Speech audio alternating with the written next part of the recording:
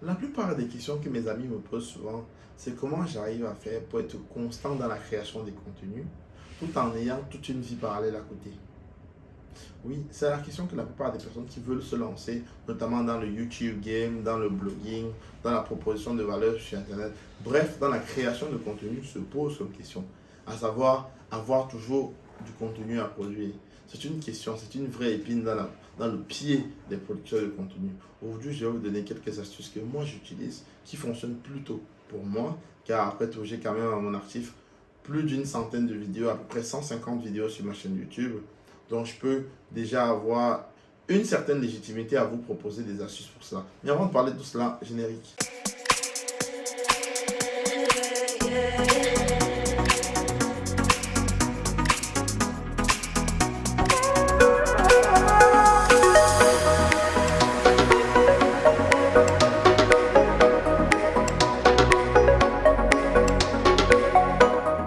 Hello les amis, j'espère que vous allez bien. Bienvenue sur Un Jour un métier. Je suis Herman Kuaté. Ici, on parle d'orientation, de reconversion, de digital. Bref, on parle de tout ce qui est lié à l'épanouissement de la jeunesse en général. Pensez à vous abonner, à activer la cloche de notification, à partager nos contenus avec les personnes qui pourraient être intéressées. Un pouce bleu si vous aimez le type de contenu naturellement. Et surtout, dites-nous en commentaire ce que vous en pensez. Nous, on aimerait bien pouvoir s'améliorer progressivement dans ce que nous faisons. La thématique d'aujourd'hui est simple. Vous expliquer à peu près comment moi je fais pour être toujours constant dans ma création de contenu afin que vous puissiez en bénéficier potentiellement pour pouvoir également travailler sous cet angle-là. Alors, moi, ça fait maintenant bientôt 1 an et demi que j'ai lancé ma chaîne YouTube. Je dirais même bientôt 2 ans d'ailleurs. Oui, 2 ans que j'ai lancé la chaîne YouTube. Et au début, c'était très difficile. C'était hyper compliqué parce que déjà, je n'étais pas à l'aise à la prise de parole en public. En tout cas, beaucoup moins qu'aujourd'hui. On va dire qu'aujourd'hui, je me suis un peu amélioré, mais je n'étais pas à l'aise dans un premier temps. Et de deux, même la typologie de contenu, je ne savais pas exactement de quoi j'allais parler. C'est vrai que même aujourd'hui également, je m'améliore toujours progressivement. Mais non seulement je n'étais pas à l'aise, de deux, je ne savais pas de quoi j'allais parler, mais également de trois, je me disais qu'il fallait être absolument quelqu'un de parfait dans toutes ces thématiques, à savoir les thématiques qu'on doit aborder, les sujets, les contenus de ces thématiques, la prise de parole en public, le montage, les lumières, les cadrages et autres avant de commencer. Mais c'est archi faux. Si vous avez un bon téléphone et un peu de courage, vous pouvez déjà commencer. La réalité, c'est que YouTube, c'est un peu comme la nourriture qu'on apprécie moins. C'est-à-dire que plus on mange, plus on trouve du goût. Plus on produit des vidéos, plus on est à l'aise. Plus on produit des vidéos, plus on s'améliore. Plus on produit des vidéos, plus ça se constate même pour les personnes qui nous suivent. Comme pour revenir sur vous, quand j'ai commencé, c'était très difficile, c'était compliqué. Et puis progressivement, je me suis amélioré. Aujourd'hui, j'arrive à tourner des vidéos d'une traite. J'arrive à travailler mes thématiques facilement, tranquillement. Mais avant d'arriver là, il a fallu faire énormément de travail, il a fallu faire énormément de choses. Et aujourd'hui, j'en suis plutôt fier finalement. Comment je m'organise? Parce qu'il faut bien tenir compte d'une chose, c'est que j'ai mon boulot à côté, j'ai mon entreprise à côté, il y a YouTube à s'en occuper, j'ai mes études également à côté parce que j'ai repris mes études pour ceux qui suivent un peu la chaîne. Ça fait 4 choses à faire. Et dernièrement, je me suis d'ailleurs lancé un défi de une vidéo par jour pendant 30 jours. Je ne sais pas si je vais arriver au bout de ce challenge, mais ça fait partie des challenges et il faut se les lancer en réalité. Il faut se donner des défis, il faut y arriver. Et j'attends d'ailleurs vos avis par rapport à cela car je me suis toujours dit, est-ce que je peux le faire? Je vois beaucoup de gens le faire. Je me suis dit, j'ai envie de me donner ces défis de productivité. Je vais essayer. Bref, on ressort de la parenthèse. Donc, comme je disais tantôt, lancez-vous. À peine vous avez un téléphone qui filme un peu bien, ça peut être un iPhone. À partir de iPhone X, ça va très bien. Pour le Samsung, dès le Samsung, je crois, S10, ça va très bien. Pas besoin d'avoir le Samsung S44 ou le iPhone 32. Pas besoin d'avoir tout cela, non. Un petit téléphone qui va bien. À la limite, un trépied pour stabiliser tout cela. Éventuellement, un petit micro. Mais comme vous avez vu, les AirPods, ça fait largement l'affaire pour certains types de prises.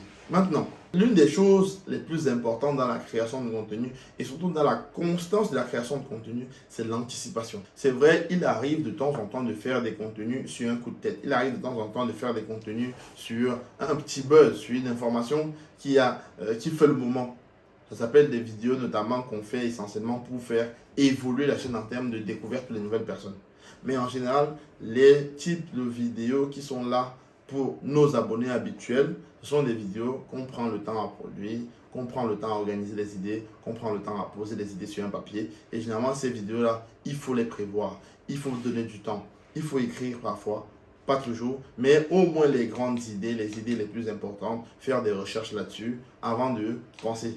Ensuite, généralement, une vidéo a en moyenne 1 à 2 semaines de temps entre le jour où elle a été tournée et le jour où elle est sortie. Et parfois même 1 mois entre le jour où la vidéo a été pensée et le jour où le public voit la vidéo. Donc vous voyez très bien qu'il y a un temps de planification qui est énorme. Et si vous vous amusez, vous ne pourrez pas être constant. Moi, je ne peux pas dire que, vu que je publie une vidéo le mardi et le samedi, alors je vais tourner une vidéo le lundi et le vendredi. Non, ça ne marchera jamais. Et la semaine où je suis occupé, ça ne marchera pas. Donc il faut être sûr que parfois vous avez 5, 6, 7 vidéos d'avance parfois. Que vous consacrez parfois 2 jours de votre semaine à tourner toutes les vidéos du mois. Et ensuite, monter tranquillement, les monter tranquillement, et puis les publier au fur et à mesure. Vous devez avoir une anticipation hors du commun. Savoir de quoi vous allez parler. Savoir qu'est-ce qui passe à quel moment. Qu'est-ce qu'on met à tel endroit. Bref, vous devez être organisé, structuré. Faire des recherches, des bonnes recherches. Avoir les bons outils. Mais surtout, beaucoup se documenter. Quand on propose des contenus, on doit toujours avoir ne serait-ce qu'un degré d'avance sur nos abonnés. Pas tous, parce que naturellement, on ne peut pas tout savoir, évidemment, heureusement. Mais l'idée, c'est vraiment de toujours s'assurer que chaque fois qu'on allume la caméra, c'est pour apporter de la valeur.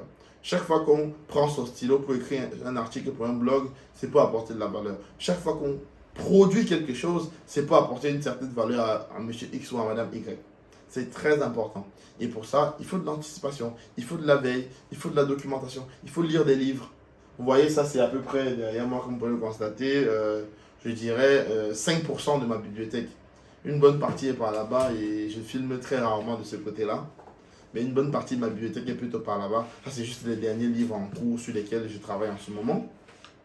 Donc juste pour vous dire que vous devez vous documenter. Ça c'est obligatoire. Vous devez vous documenter. Autant en lecture comme ça, en vidéo, en blog, en article. Et je ne sais trop quoi.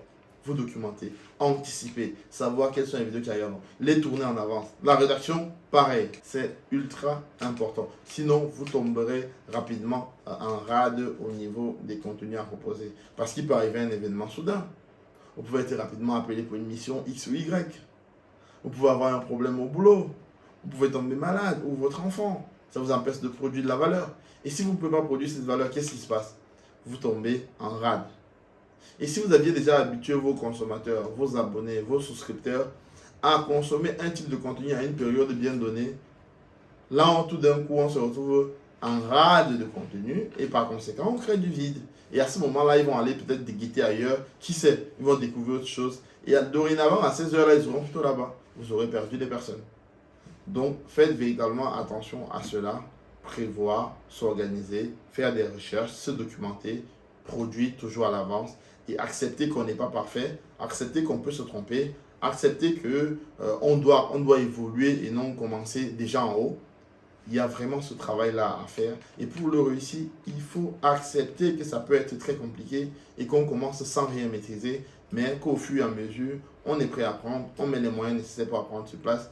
Et c'est ainsi qu'on évoluera dans le temps. J'espère que vous avez aimé le type de contenu, que vous avez apprécié ce dont on a parlé aujourd'hui. Un pouce bleu serait la bienvenue. Sinon, partagez avec vos amis. Prenez soin de vous. C'était Armand QAT.